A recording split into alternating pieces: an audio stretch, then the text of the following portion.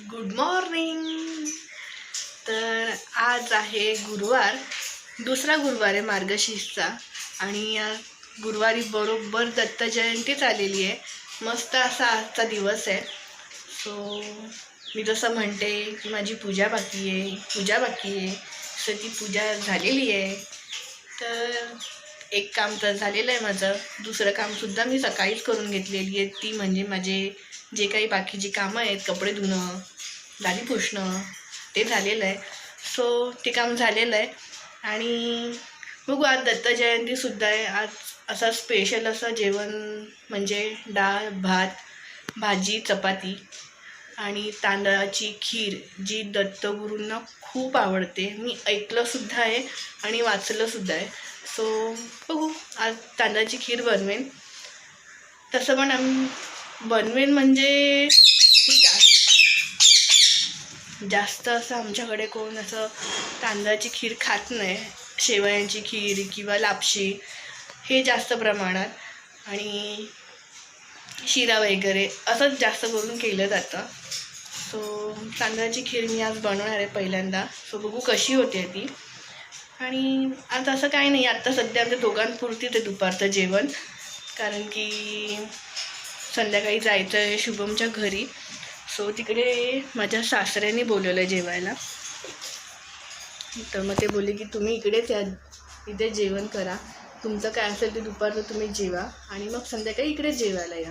कारण की तिकडे मी जसं म्हटलं की आज गुरुवारचा दिवस आहे, दुसरा दिवस आहे, तर तिथे पाया पडायला सुद्धा जायचं आहे. मग ते बोलले की इथेच जेवा, म्हणून तो एवढा सगळा असा फिरून मी तुम्हाला सांगितलं आहे. सो तर तिथे जायचं आहे. मग आत्ता आमच्या दोघांपुरतीच आम्ही जेवण बनवणार आहे. सो बघू कसा आजचा दिवस जातो. आणि जे माझं अर्धवट झालेलं काम आहे ते करून घेते, ती म्हणजे माझी अर्धवट राहिलेली रांगोळी.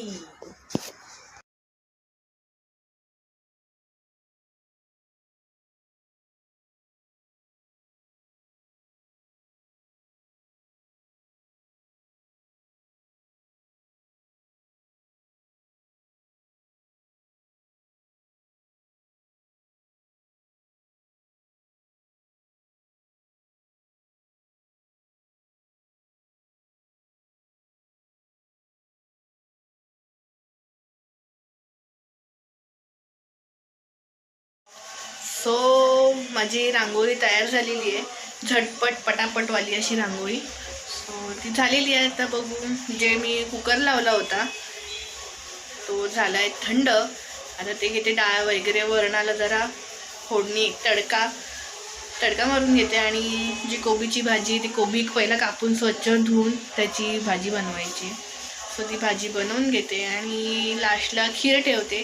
कारण की सगळं काम झाल्यावर आरामात खीर बनवायला जी मजा असते ती वेगळी असते. कारण की गडबडमध्ये मला आवडत नाही ते सगळे, हे पण काम ते पण काम. सो एकच काहीतरी व्यवस्थित करायचं काम जे काय ते. सो ते सगळं कंप्लीट करून घेते आणि मग खीर बनवते. कंटिन्यू करू. जेवण रेडी आहे. डाळ, कोबीची भाजी, भात, चपात्या आणि खीर. दाखवते एकदा, बघा. यामध्ये आहे कोबीची भाजी, यामध्ये आहे चपात्या आणि आहे आंबट गोड वरण आणि हे दुसरं म्हणजे आपली खीर. अशा तऱ्हेने माझं जेवण कंप्लीट झालेलं आहे. जेवण तयार आहे. बघू आता शुभम कधी येतोय. तो येईल, माहीत नाही कधी येतो. तो आराच्या पाराला येतो. सो लेट आला, 3 वाजता आला तर कॉल करेन, लेट येणार आहेस का. मग जेवून घेईन मी माझं. पहिलं नैवेद्य दाखवेन आणि मग जेवेन. आता हा जो पसारा झालेला आहे खिरीचा, ती भांडी सगळी घासून काढते आणि कंटिन्यू करते.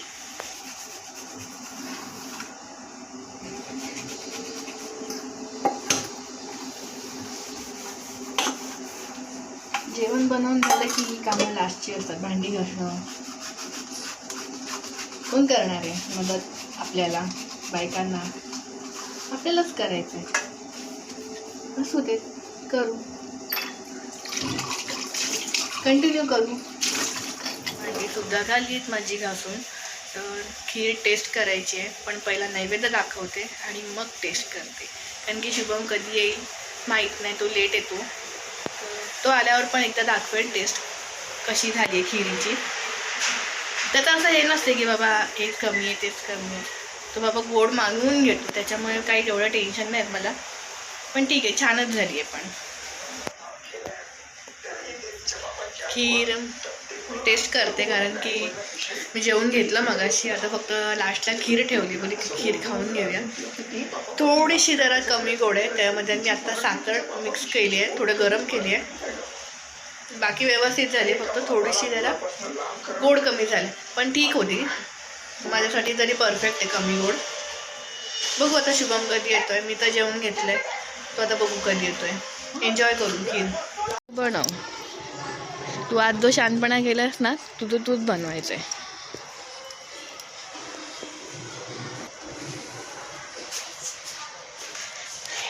ही काय, किधर जा रहा है रे तू? हाँ